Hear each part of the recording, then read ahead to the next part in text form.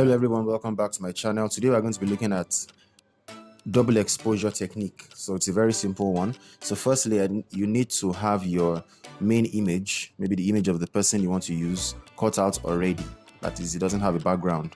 And then you bring in the image you want to put into, or you want to blend into or onto the image that you already had first. So you can just place it that way, change the dimension to what, or the size to what you feel like is okay.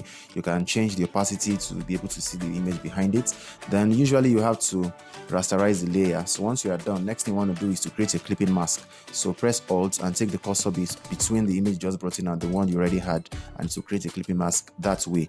So the next thing is you want to change the image you brought in second to screen mode. Change the mode to screen.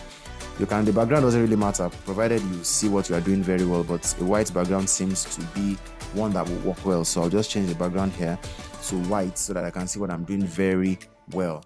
Then next thing you want to do is to go to the eraser tool, click on the image you brought in next. That's the image of the landscape. In this case, you can reduce your opacity to about 20 something, whatever works for you, but not too much. Then you just brush around the edges, the upper edges, as you can see there, of the image. It's a very simple thing. So this is not a refined tutorial, it's just to show you the concept, and then you do it, proceed to do it the way you think it should be done. Just achieve something that you feel is appropriate for you, and there you go. Very simple tutorial, straightforward, straight to the point.